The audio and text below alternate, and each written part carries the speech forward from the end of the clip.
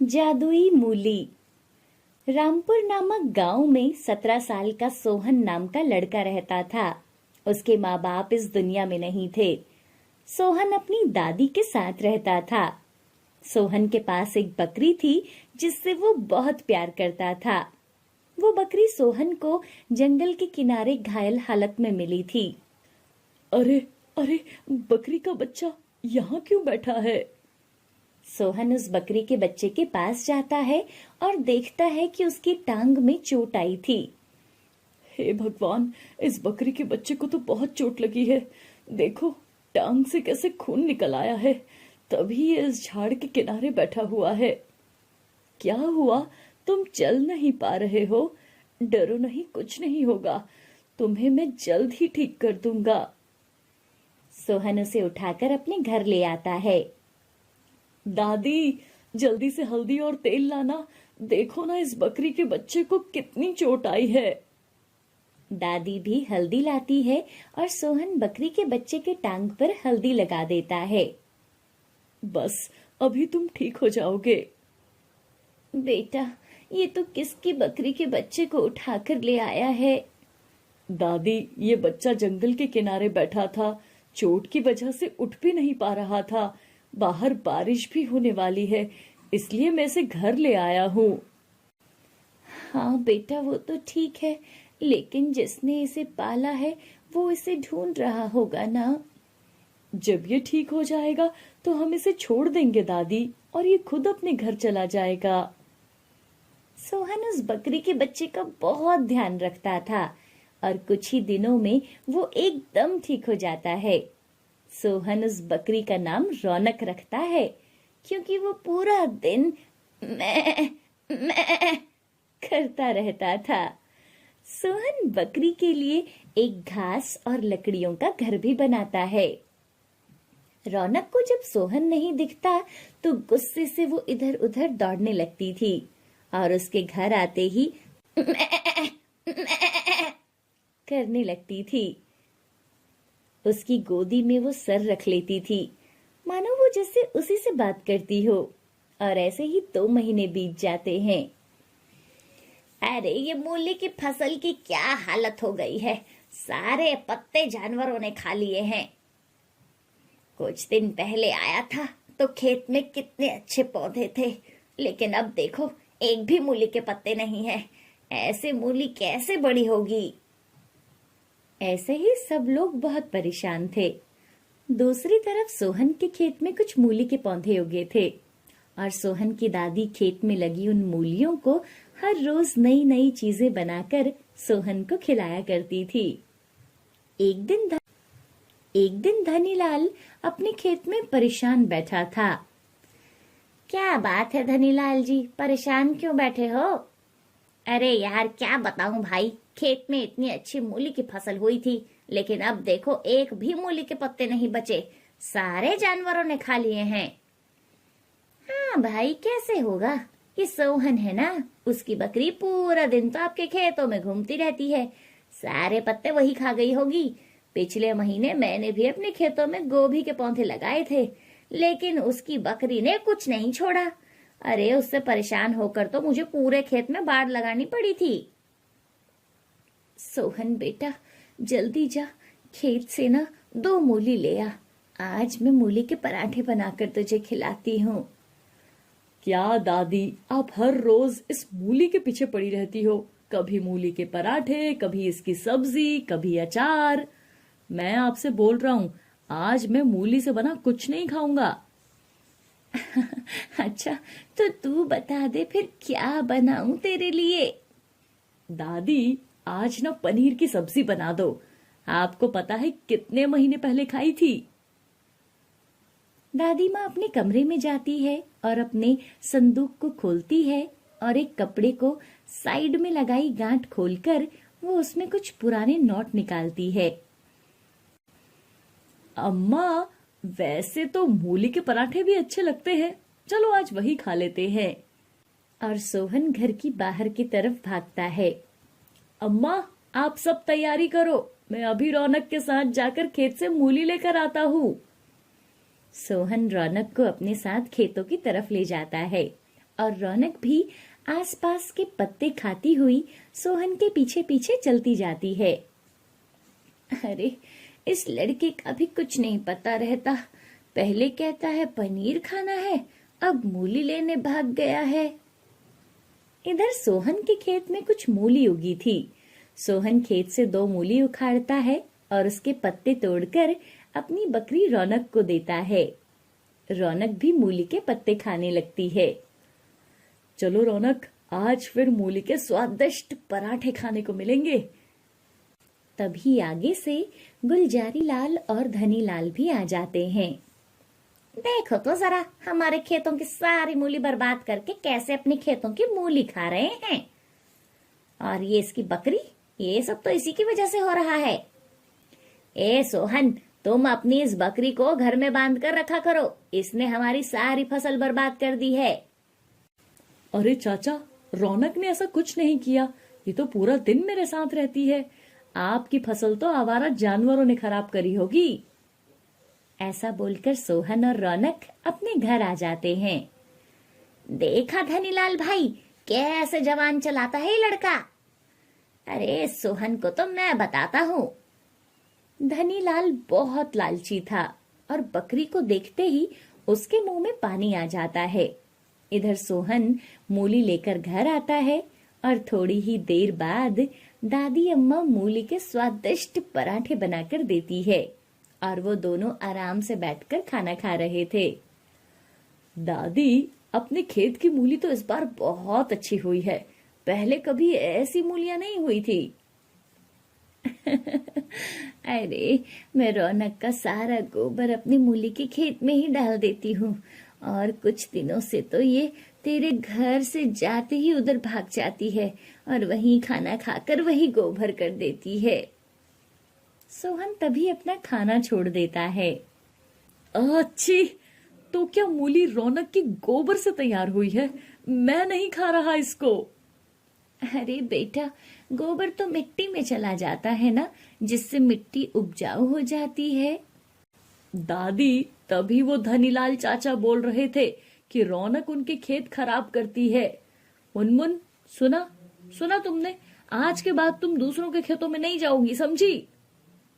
रौनक भी सोहन की तरफ ऐसे देख रही थी जैसे मानो वो सब कुछ समझ रही थी। और उसी रात जब सब लोग अपने घरों में सोए हुए थे तो धनीलाल चुपके से सोहन के घर जाता है और उसकी बकरी को चुरा लेता है। आहा, आज तो मटन बनाकर खाऊंगा। धनीलाल घर जाता है और उस बकरी को पकाकर खा लेता है। अरे वाह वाह वाह, मजा ही आ गया, क्या स्वादिष्ट मटन बना था। अगले दिन जब सोहन और दादी उठते हैं तो रौनक अपने घर में नहीं थी और दरवाजा भी खुला हुआ था। दादी, दादी सुनो, ये रौनक कहाँ चली गई? अरे बेटा, यहीं इधर उधर होगी, कहाँ जाएगी। सोहन सब जगह देखता है लेकिन रौनक कहीं भी नहीं थी। सोहन बहुत परेशान हो जाता है। दादी, रौनक कहाँ चली गई? मैंने सब जगह उसे देख लिया, वो कहीं भी नहीं है। बेटा, तो परेशान मत हो, रौनक जहाँ भी होगी आ जाएगी। 2 दिन बीत गए थे, रौनक अभी तक घर नहीं आई थी और सोहन बहुत परेशान था। एक रात जब सोहन सोया हुआ था, अब मैं तुमसे बहुत दूर जा चुकी हूँ, लेकिन मैं तुम्हें जादुई मूली देकर जा रही हूँ जो कभी खत्म नहीं होगी। कल अपने मूली के खेत में जाना, अब से तुम्हें किसी चीज की कोई कमी नहीं होगी। तभी सोहन की नींद खुल जाती है और उसे कुछ समझ नहीं आया कि ये सब क्या था। वो सुबह होते ही अपने खेत में जाता है और वो वहां देखता है कि वहां पूरा खेत मूली की फसल से भरा हुआ था, जिसे देखकर वो बहुत हैरान हो जाता है। इसका मतलब वो रात का सपना सच था। मुनमुन अब यहाँ नहीं है और उसने मुझे ये जादुई मूलियां दी है। सोहन की आंखों में आंसू आते हैं। फिर सोहन बहुत सारी मूलियां खेत से निकालता है और उन्हें मंडी में बेचकर आता है। जिसके बदले उसे अच्छे पैसे मिलते हैं। दादी, ये लो पैसे, अब सब ठीक हो जाएगा। इतने सारे पैसे तुझे कहाँ से मिले और तू सुबह से कहाँ गया हुआ था? फिर सोहन सारी बात अपनी दादी को बताता है। अब सोहन हर रोज मूली बाजार में बेचता और खूब पैसे कमाता, जिसे देखकर धनीलाल बहुत जलता था। मेरे खेत में भी ऐसी ही मूली तैयार होनी थी। इसकी बकरी की वजह से मेरा बहुत नुकसान हुआ है। मुझे इसकी पूरी भरपाई करनी होगी। रात को धनीलाल सोहन के खेत में जाता है और मूलियां उखाड़ने की कोशिश करता है। तभी वहां अचानक बहुत सारी बकरियां आ जाती हैं और धनीलाल को मारने लगती हैं। अरे अरे मुझे बचाओ, अरे मुझे मार डाला, कोई तो मुझे बचाओ। कुछ ही देर में धनीलाल बेहोश हो जाता है। बकरियों की झुंड ने उसे बहुत बुरी तरीके से मारा था। सुबह जब सोहन वहां आता है तो धनीलाल को खेत में इस हालत में पड़ा देखकर वो हैरान रह जाता है। धनीलाल अंकल, आप यहाँ? ये सब क्या हुआ है आपको? अरे बेटा, मुझे माफ कर दे। वो मैंने लालच में आकर तेरी बकरी को पका कर खा लिया था और रात को मूली लेने तेरे खेत में आया तो अचानक बहुत सारी बकरियों ने मुझ पर हमला कर दिया और मेरी ये हालत कर दी। मुझे माफ कर दे बेटा, मुझसे बहुत बड़ी गलती हो गई। धनीलाल की बात सुनकर सोहन बहुत दुखी हो जाता है और वहां से वो घर चला जाता है। कुछ लोग धनीलाल को उठाकर घर ले जाते हैं। धीरे धीरे समय बीतता गया। सोहन जादुई मूली बेचकर अपने गांव का सबसे अमीर आदमी बन गया था। अब उसके घर में किसी चीज की कोई कमी नहीं थी। दादी, मुझे ये बाल बहुत भारी लगते हैं, थोड़े से काट दो ना। अच्छा, खबरदार अगर बालों को काटा तो। मैंने ये तेल लगा लगा कर तेरे बाल लंबे किए हैं और तू इन्हें काटने का बोल रही है। मैं तो मजाक कर रही हूँ दादी। आपको पता है ना, मुझे भी अपने लंबे बाल बहुत पसंद है। ऐसे ही समय बीतता गया और रूपा बड़ी हो गई। आज वो शादी करके अपने ससुराल आई थी। ससुराल में आई लंबे बाल वाली बहू को देखकर हर कोई उसकी प्रशंसा कर रहा था। अरे अरे, ये आशा की छोटी बहू के बाल तो जमीन पर लगते हैं। आज तक इतने लंबे घनों वाले बाल वाली लड़की हमने कभी नहीं देखी। सच कहा बहन, बालों की वजह से इनकी खूबसूरती में चार चांद लगे हैं। मैं भी अपने बेटे के लिए ऐसे ही लंबे बाल वाली बहू लाऊंगी। लेकिन वहीं उनके बगल में सोनिया, जो उस घर की बड़ी बहू थी, वो वहां खड़ी थी, जिसके चेहरे पर गुस्सा साफ साफ दिखाई दे रहा था और वो गुस्से में वहां से चली जाती है। अरे अरे, ये आशा जी ना, आपकी जो ये बड़ी बहू है ना, इसके बाल तो देखो जरा, जैसे किसी चिड़िया का घोंसला हो। ऐसा बोलकर वो दोनों औरतें हंसने लगती हैं। ऐसे ही दिन बीतने लगते हैं। सोनिया अपनी देवरानी के काले लंबे बाल देखकर बहुत जलती थी। एक दिन आशा मंदिर से आती है। रूपा बहू, इधर आना जरा। जी माँ जी। ये देख, मैं मंदिर से तेरे लिए क्या लाई हूँ। गजरा लाई हूँ। वहाँ मंदिर के बाहर फूल बेचने वाली ने ताजे फूलों के गजरे रखे थे। तुम आज शाम शादी में जाने के लिए इसे अपने बालों में लगा लेना, बहुत सुंदर लगेगा तुझ पर। हाँ माँ जी, ये बहुत सुंदर है, मैं शाम को इसे अपने बालों में जरूर लगाऊंगी। तभी वहां सोनिया आती है। माँ जी, एक गजरा आप मेरे लिए भी ले आती। अरे तुम क्या करोगी इसका, गजरा लगाने के लिए बाल भी तो होने चाहिए ना, तुम्हारे तो इतने से बाल हैं। ऐसा बोलकर सोनिया की सास हंसते हुए अपने कमरे में चली जाती है। इधर सोनिया गुस्से से आग बबूला हो गई थी। जब से ये रूपा यहाँ आई है, माँ जी तो बस इसी के पीछे पड़ी रहती है, हर समय इसके लंबे बालों की तारीफ करती है। भगवान, मेरे भी ऐसे लंबे बाल कर दो ना।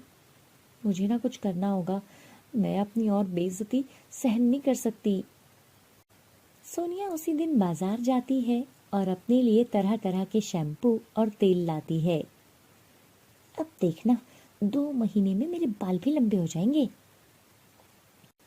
उसी शाम हॉल में बैठकर आशा अपनी दोनों बहुओं का इंतजार कर रही थी। सोनिया, रूपा, अरे अब आ भी जाओ, कितना और वक्त लगाओगी? सब लोग शादी में पहुंच गए होंगे। बस माँ जी आ रही हूँ। इधर सोनिया अभी भी अपने बालों को सुखाने में लगी थी, क्योंकि उसने दिन में अपने बालों में बाल लंबे करने वाला तेल लगाया था और फिर वो बालों को लंबा करने वाला शैम्पू से अपने बाल धोती है और फिर कंडीशनर भी करती है, इसीलिए उसे देर लग रही थी। तभी रूपा नीचे आती है। माँ जी, वो बाल संवारने में ना थोड़ी देर लग गई। हाँ हाँ बहू, जानती हूँ, तुझे लंबे बालों को संवारने में समय लग जाता है। देखो कितनी सुंदर लग रही है मेरी बहू। बाल भी कितने सुंदर लग रहे हैं। थू थू, किसी की नजर ना लगे। लेकिन ये सोनिया इतनी देर क्यों लगा रही है? तभी वहां सोनिया भी आती है। ओहो माँ, अब बालों की केयर करने में भी तो समय लग जाता है ना। पहले शैम्पू लगाया, फिर कंडीशनर किया। हाँ हाँ, 2 बाल हैं, वो भी नहीं संभाले जाते इससे। चलो जल्दी चलो। वो तीनों शादी में पहुंच जाते हैं। इधर आशा के दोनों बेटे गौरव और साहिल भी ऑफिस से सीधे शादी में पहुंच जाते हैं। वहां साहिल रूपा को देखता है। वाह रूपा, तुम तो बहुत सुंदर लग रही हो। सबकी नजरें तुम ही पर हैं। अच्छा जी, लेकिन मेरी नजर तो बस आप पर है। शादी में जिसकी भी नजर रूपा के लंबे बालों पर जा रही थी, वो उसके खूबसूरत बालों की तारीफ करते नहीं थकते। वाह भाभी, आप तो वैसे ही कितनी खूबसूरत हो, ऊपर से आपके बाल आपकी खूबसूरती में 4 चांद लगाते हैं। हाँ भाभी, बताओ ना, आप अपने बालों में क्या लगाती हो? मुझे भी आपके जैसे बाल चाहिए। पूरी शादी में सबका ध्यान सिर्फ रूपा के बालों पर था। सब उसे ही घेर कर खड़े थे। इधर सोनिया भले ही जेठानी थी, लेकिन फिर भी उसे वो इज्जत नहीं मिल रही थी जो उसकी देवरानी को मिल रही थी। अब सोनिया के लिए उसके मन में और नफरत बढ़ गई थी। सोनिया अपने पति गौरव से बोलती है, देवर जी तो अपनी पत्नी की बालों की तारीफ करते नहीं थकते, देखो तो जरा। अरे उसके बाल हैं ही इतने लंबे कि उसकी तारीफ किए बिना कोई रह ही नहीं सकता। गौरव की बात सुनकर सोनिया और भड़क जाती है और मन ही मन सोचने लगती है, अपने बाल मैंने इससे भी लंबे नहीं कर लिए ना, तो मेरा नाम भी सोनिया नहीं। मुझे इन महंगे प्रोडक्ट्स को हर रोज इस्तेमाल करना होगा, तभी जल्द से जल्द इनका असर दिखेगा। उसके बाद वो सब लोग घर आ जाते हैं। उस रात घर आकर सोनिया फिर से अपने बालों में तेल लगाने लगती है। अरे अब ये क्या कर रही हो? पहले ही इतनी देर हो गई है सोने में, लाइट बंद करो, मुझे सुबह जल्दी ऑफिस जाना है। तुम सो जाओ ना, मुझे हेड मसाज करनी है, फिर लाइट बंद कर दूंगी। हेड मसाज करनी है? क्यों, क्या हुआ? सर में दर्द हो रहा है क्या? अरे यार तुम सो जाओ ना, मेरा दिमाग क्यों खराब कर रहे हो? अरे तुमसे तो पूछना ही बेकार है। गौरव चुपचाप सो जाता है और सोनिया देर रात तक अपने बालों में तेल लगाती रहती है। 1 महीने में इसके जितने बाल नहीं किए ना, तो मेरा नाम भी सोनिया नहीं। ऐसे ही कुछ दिन बीत गए। सोनिया ने तरह तरह के बाल लंबे करने वाले महंगे प्रोडक्ट्स खरीद तो लिए थे और उनका इस्तेमाल भी शुरू कर दिया था, लेकिन कुछ ही दिनों के बाद, आज 20 दिन हो गए इन प्रोडक्ट्स का इस्तेमाल करते हुए, बाल लंबे तो नहीं हो रहे, ऊपर से झड़ने और शुरू हो गए हैं। लगता है मुझे और महंगे प्रोडक्ट्स लेने होंगे, लेकिन अब तो मेरे पास जो पैसे थे वो भी खत्म हो गए हैं। गौरव से मांगूंगी तो वो तो साफ मना कर देंगे, ऊपर से मेरा मजाक अलग उड़ाएंगे। उस सुबह सोनिया गौरव को बिना बताए चुपचाप उसका पर्स उठाती है और उसमें से 10,000 रुपए निकाल लेती है। गौरव भी सुबह सुबह अपना नाश्ता करता है और ऑफिस के लिए निकलने लगता है। गौरव अपना पर्स चेक कर रहा था। अरे, मैंने तो कल ही अपने पर्स में पैसे रखे थे, वो कहाँ गए? सोनिया, तुमने मेरे पर्स से पैसे लिए हैं क्या? नहीं नहीं, मैंने तो नहीं लिए। क्यों, क्या हुआ? अरे, तुमने नहीं लिए तो पैसे कहाँ गए? अरे, इसमें तो 10,000 रुपए थे और वो गायब हो गए हैं। लगता है ना ऑफिस से आते समय ना किसी ने निकाल लिए होंगे या तुमसे कहीं गिर गए होंगे। गौरव बहुत परेशान हो जाता है। उसे कुछ समझ नहीं आता कि आखिर उसके पैसे कहाँ गए और वो ऑफिस चला जाता है। इधर सोनिया भी गौरव को कुछ नहीं बताती। गौरव के जाने के बाद सोनिया भी बाजार से नए प्रोडक्ट्स लेने के लिए निकलती है। अरे बहू, कहाँ जा रही है? कुछ नहीं माँ जी, वो ना मुझे कुछ काम है बाजार में, बस वहीं जा रही हूँ।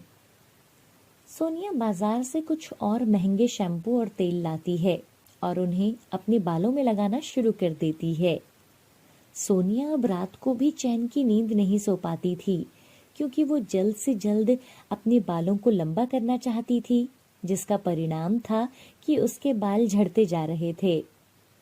एक दिन सोनिया अपने बालों को कंघी कर रही थी और उसके बाल बहुत ज्यादा झड़ रहे थे। अरे बहू, तेरे बाल कैसे निकल रहे हैं? ऐसे तो तू गंजी हो जाएगी। हाँ दीदी, मैं देख रही हूँ कुछ दिनों से आपके बाल बहुत झड़ रहे हैं। ऐसे तो आप सचमुच गंजे हो जाओगे। तुम अपने बालों पर ध्यान दो, मेरे बालों पर नहीं, समझी? मुझे सब पता है कि मुझे क्या करना है और क्या नहीं। अरे दीदी, मैं तो बस बोल रही थी कि बालों का ध्यान रखो। सोनिया बिना उसकी बात सुने अपने कमरे में आ जाती है। अरे, ये क्यों जल बुझ गई? हमने तो वही कहा ना जो हमने देखा। बाल झड़ रहे हैं तो तेल लगाओ, लेकिन नहीं, हमें ही सुनाने लगी है। तू चिंता मत कर रूपा बहू, इसका तो स्वभाव ही ऐसा है। इस रूपा को अपने लंबे बालों पर बहुत घमंड है ना, इसे तो मजा चखाना ही होगा। ये भी क्या याद रखेगी। अगली सुबह रूपा सोकर उठती है। ये मेरे बालों को क्या चिपक गया है? अरे, ये तो च्युइंगम चिपकी हुई है। क्या चिंगम? लेकिन ये कैसे? मैं क्या करूं जी? तुम चिंता मत करो, मैं देखता हूँ। साहिल देखता है कि बाल बुरी तरह से चिपक गए थे। रूपा, मुझे लगता है अब तो तुम्हारे बालों को काटना ही पड़ेगा, ये तो बहुत बुरी तरह चिपक गए हैं। रूपा रोने लगती है। नहीं, मेरे बाल खराब हो जाएंगे। रूपा की आवाज सुनकर उसकी सास और जेठानी भी ऊपर आ जाते हैं। अब आया ना मजा। अरे, क्या हुआ बहू, क्यों रो रही है? माँ जी, देखिए ना, मेरे बालों में च्युइंगम चिपक गई है और निकल भी नहीं रही। अरे बाप रे, अब तो आपके बालों को कटवाना ही पड़ेगा। हाँ भाभी, मैं भी तो यही बोल रहा हूँ, लेकिन देखो ना, ये रोने लगी है। अरे देवरानी जी, अब बाल तो कटवाने ही पड़ेंगे। आप इन्हें ऐसी थोड़ी रख सकती हो। मैं ना अभी कैंची लेकर आती हूँ। अरे नहीं नहीं, उसकी कोई जरूरत नहीं है। सोनिया, तू जा फ्रिज से बर्फ लेकर आ। अरे माँ जी, उससे कुछ नहीं होगा, मैं कैंची लाती हूँ ना। अरे, तुझे जो बोला है वो कर ना, बर्फ लेकर आ जा। सोनिया बर्फ लाती है और आशा उसे च्युइंगम वाली जगह पर लगाती है और वो बालों से च्युइंगम को निकाल देती है। ये बुढ़िया का दिमाग तो कुछ ज्यादा ही चलता है, मेरा सारा प्लान चौपट कर दिया। कोई बात नहीं, ये ना सही तो दूसरा प्लान सही। इधर सोनिया के बाल उन महंगे प्रोडक्ट्स से झड़ते जा रहे थे और कुछ ही दिनों में वो गंजी हो जाती है। एक दिन सोनिया सारे प्रोडक्ट्स की बोतलों को देख रही थी। सब झूठ है। नहीं होता इन प्रोडक्ट से कुछ भी। इन सब के चक्कर में पड़कर मैंने अपने बालों के साथ ये क्या कर लिया है। अब तो मैं गंजी होती जा रही हूँ। हे भगवान, मेरे बाल जैसे पहले थे मुझे वैसे ही दे दो। मुझे नहीं चाहिए लंबे बाल। सोनिया अपने कमरे में जोर जोर से रो रही थी और ये सारी बातें रूपा उसके कमरे के बाहर से सुन लेती है। रूपा सोनिया के कमरे में आती है। दीदी, आप क्यों रो रहे हो? सब ठीक हो जाएगा। सब बर्बाद हो गया है। तुम्हारे लंबे बालों से मुझे बहुत जलन होती थी, इसलिए मैंने गौरव जी से छुपाकर ये सारे प्रोडक्ट इस्तेमाल किए और देखो ना, मेरे सारे बाल झड़ गए। मैं बदसूरत दिखने लगी हूँ। तभी वहां आशा भी आ जाती है। किसने कहा तू बदसूरत लगने लगी है? मेरी बहू जैसे पहले थी अभी भी उतनी ही सुंदर है। रूपा बहू, तू सोनिया बहू के लिए अपने जैसा तेल बना देना। हाँ दीदी, मैं ना आपके लिए वही तेल बना देती हूँ जो मुझे मेरी दादी ने सिखाया था। उनकी वजह से ही मेरे बाल इतने लंबे हैं। आप उस तेल को लगाओगे ना तो आपके नए बाल आना शुरू हो जाएंगे। उसके बाद रूपा सोनिया को वही तेल बनाकर देती है, जिसके बाद धीरे धीरे सोनिया के बाल आना शुरू हो जाते हैं और कुछ ही महीने में उसके बाल बहुत लंबे हो गए थे। अब सोनिया पहले की तरह खूबसूरत लगने लगी थी। रूपा बहन, मुझे माफ कर दे। तुमसे जलन के कारण ना मैंने तुम्हारे बालों को बर्बाद करने का सोचा था। उस दिन तुम्हारे कमरे में जाकर बिस्तर पर चिंगम मैंने लगाई थी, लेकिन फिर भी तुमने मुझे बहन का दर्जा देकर मुझे ये तेल बनाकर दिया है। अब मुझे कुछ नहीं चाहिए, मुझे मेरे बाल मिल गए। बस दीदी, आप मेरी बड़ी बहन हो, मुझे आपसे कोई गिला शिकवा नहीं है। ऐसा कहकर रूपा सोनिया को गले से लगा लेती है। अब दोनों जेठानी देवरानी खुशी खुशी रहने लगती हैं, क्योंकि दोनों के ही घने लंबे बाल थे और दोनों ही बेहद खूबसूरत थी।